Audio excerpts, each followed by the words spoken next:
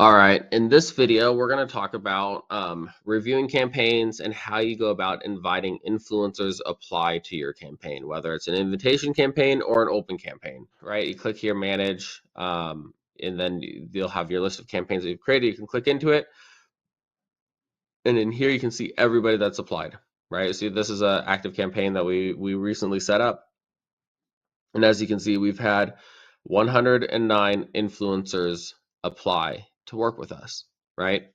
Um, some of them have 0 followers. Technically, I think in order to be part of TikTok's creator marketplace, you have to have at least 5,000 followers. But there's some, tricks around it, and so you get people like this with 0 followers, applying. Um, 228,000, 337,000, 67,000, 66,000. So if you remember the first video where we started talking about influencers, is don't be misled by high follower count. This person here has 228,000 followers, but her average views is only 504. 337,000, 16,000, right? 67,856. So, obviously, like, she has a lot of followers, but her views is way less than this person.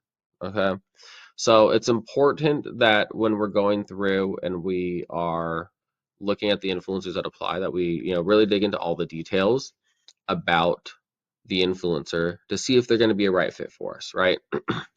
So first thing first, who are you selling your product to? Are you selling your product to males or are you selling your product to females, right?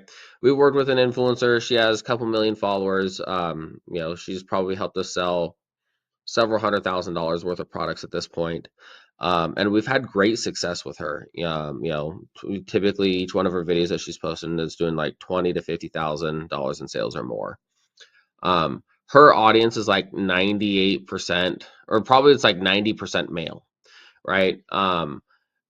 Because she sold a lot of product with us and she tends to have really good engagement, really high views. There's another brand that we saw did a collaboration with her a few months back, and I forget what the product is that they were selling, but it's totally geared towards females. And I can guarantee that that product probably sold absolutely nothing because they missed the first step of understanding that influencer's demographics. So it's super important that if you have a product that's geared towards males, that the audience of that influencer needs to be mostly male, right? If it's for females, mostly females. If it's for younger kids or younger people, 18 to 24, that's the majority of their audience, right? It doesn't have to be, but if it's not, it may hurt your ability to sell the product. Maybe age doesn't matter for your product, right? But male or female does. Or maybe it's unisex, but it's more age specific, right? Make sure the demographics of the audience matches what you're looking for. So you can click on to their name and you can see, I clicked on that, which one? That Iowa mom, 228,000 followers, right? I click this pending approval button, takes you to the screen here. And so you can see, what she is asking, which is $150, so we can accept it or decline. But before we do, we want to dig into the creator's metrics. So, we want to look at how many followers she has, which we know from the other slide was 228,000, so a decent amount. 66% male. I think the product that we're working with, the product for this brand that we're working with is more geared towards a female audience would be better. Age doesn't really matter for this particular product. Device doesn't matter. TikTok usage, her audience tends to be pretty engaged, right? Other core metrics, when you're looking at it is, how many people are watching the whole way through. So 12% are watching the full thing. So she's in the top 60% of creators. Engagement rate, 56.6, the top 71%. Growth rate, she hasn't really been growing. So, they have this graph here of recent videos and views. And so if we look at her graph, or at a lot of her recent videos, we can see that she's getting less than 1,000 views on a lot of her content. So it looks like a lot of it is just her like dancing around singing. Um, if we look at branded content, it's like it's pretty bad too. Oops. So, engagement rate when it was, for recent stuff was about 60. When it was branded, it was a little bit better at 100. But her most, some of her branded stuff, 18,000, less than 18,000 views. So not a lot. So overall, like I'm saying that this person probably wouldn't be a good fit. Just kind of that's my initial gut feeling based off of what I'm seeing so far. Okay. Um, so, here we can see when we scroll down further, the breakup of the age demographic, how many active followers she has on TikTok versus inactive, types of phone that they use. I don't think that matters, but who knows? Luckily her audience is 98% US. That's great. If it was like 50% US and 50% other countries, may not be so great. State doesn't really matter unless, maybe you're selling something that's specific for Texas. Right? So the other thing I would do, and I forgot to include the screenshot of it here, is I'd also click on her profile and just view her profile directly on TikTok. Let's see if we can just find it now. So TikTok.com and that Iowa mom. That Iowa.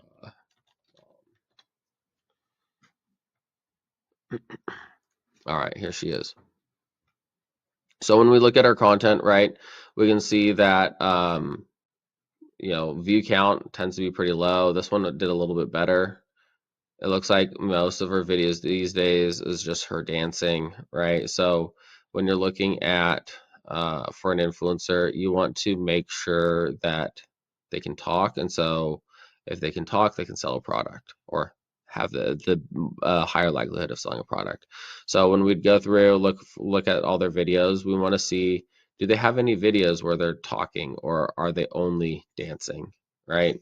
Um, Obviously she has a lot of followers, so at some point her content used to get a lot more views. So let's see if we can find some that used to do better. So these ones did better.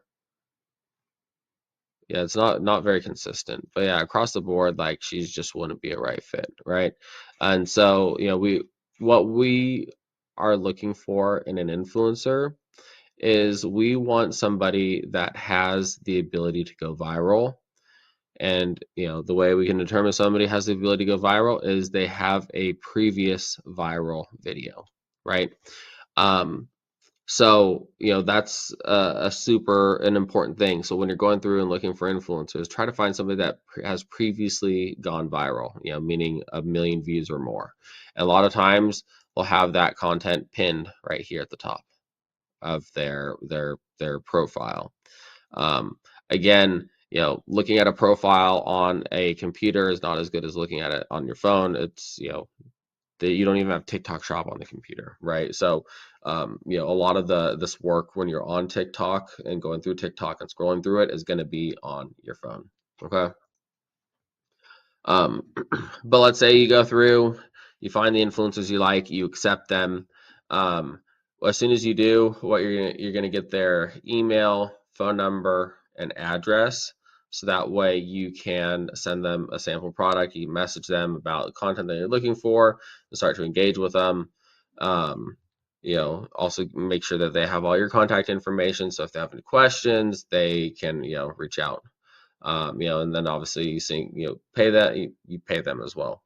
And then this is kind of like the campaign timeline for that other campaign is we initially, so we created the campaign, we accepted, we sent out, well, I guess we invited him to this campaign. We invited him to it. He accepted it. We paid him. He posted the video. We approved it. Once we approved the video, he posted it on TikTok, and then he was paid for creating the video for us, right? So that's going to be the timeline for this. And as you can see, it's not a this is actually a really quick turnaround time. Especially since it's during the holidays too.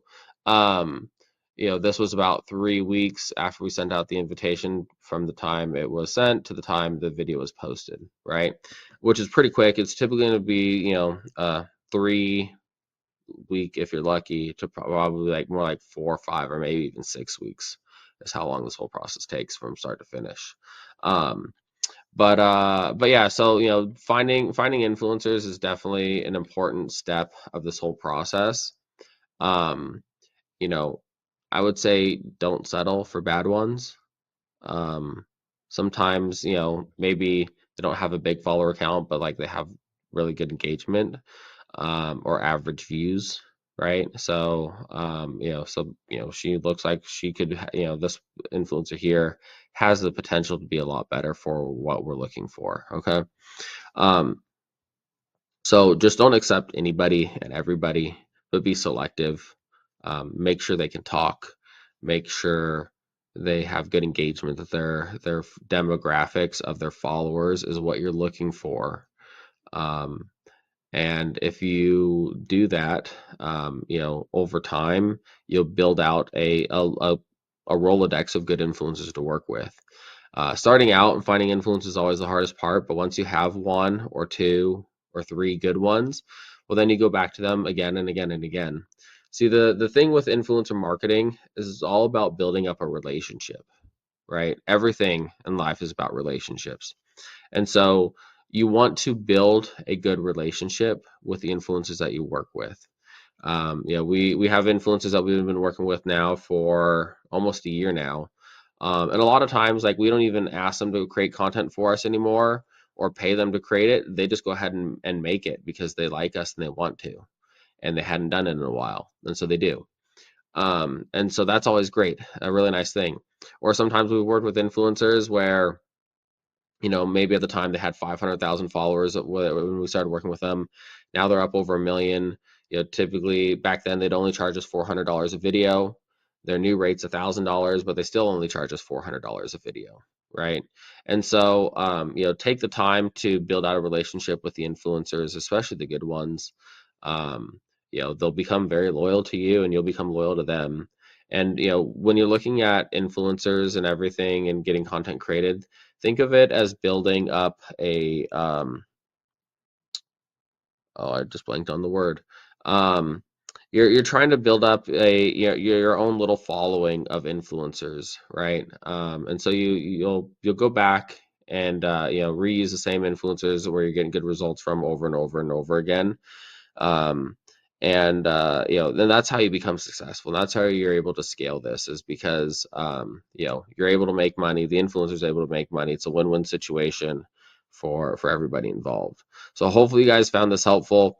We're going to dive more into influencer marketing and covering the affiliate section, which is kind of similar in some ways to TikTok Creator Marketplace. Is a little bit different in some other videos coming up. But if you have any questions, just let us know. Thanks.